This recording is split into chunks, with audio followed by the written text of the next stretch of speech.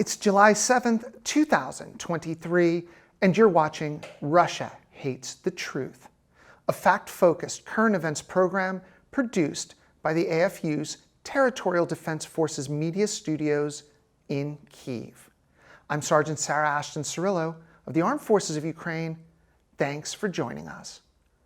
Today's topics include mounting death tolls from the Russian terror attack in Lviv, Iran's complicity in allowing Russia to carry out their genocide of the Ukrainian people, the internal weakness of the Russian Federation, and Moscow's hypocrisy towards African nations.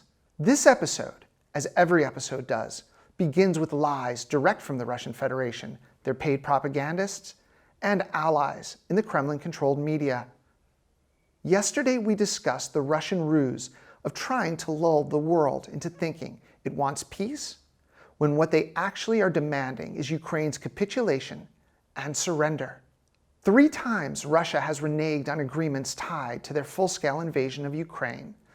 The first was in ignoring Crimea's proper and legal transfer from Russia to Ukraine in 1954, a move ratified by the Politburo of the Soviet Union.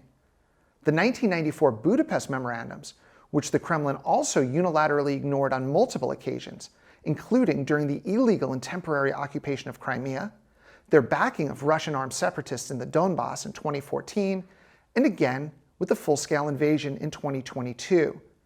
Finally, Russia never allowed the implementation of the Minsk Accords before Putin himself stated they no longer existed just 2 days prior to the full-scale invasion of Ukraine.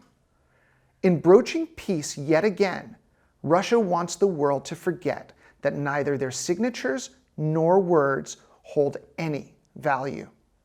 Russia hates the truth that the Kremlin's lies cannot trick Ukraine.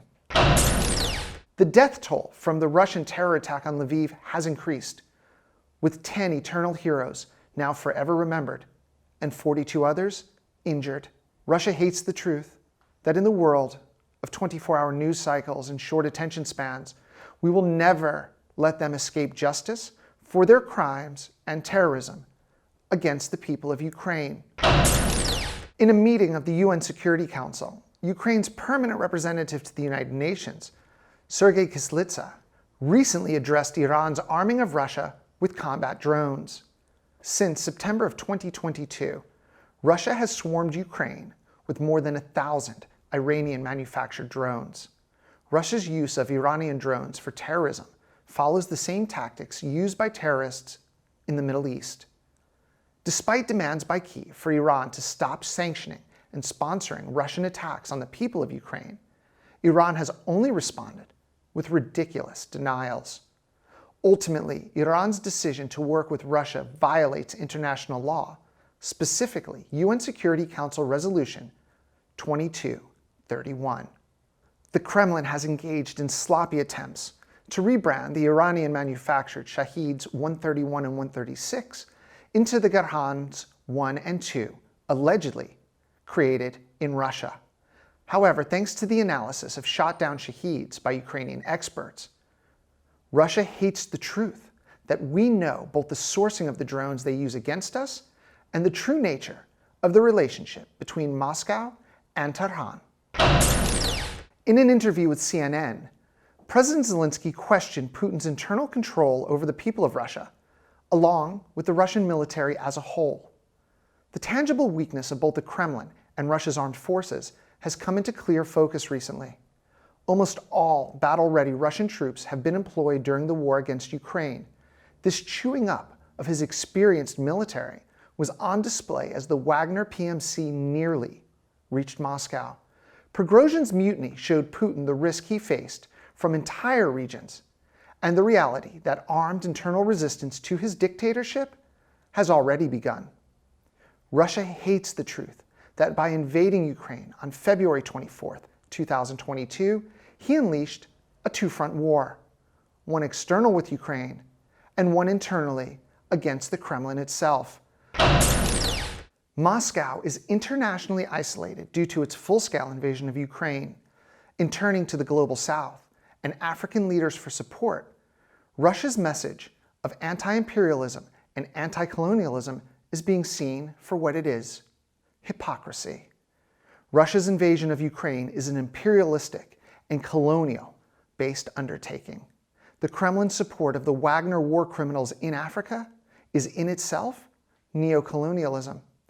African countries have made their own choices to embrace the international community and rule of law, while Russia has made the decision to tear down the norms of nations.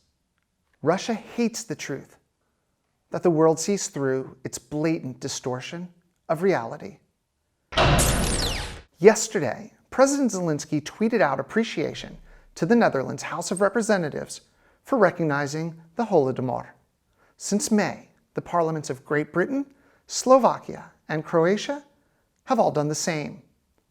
Russia hates the truth that even their responsibility for its 1930s genocide of Ukrainians is no longer being hidden.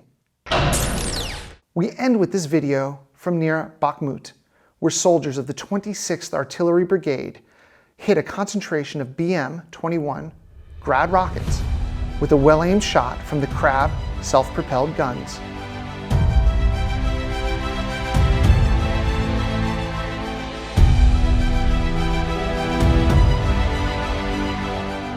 Russia hates the truth that no matter where they try to hide, we find them.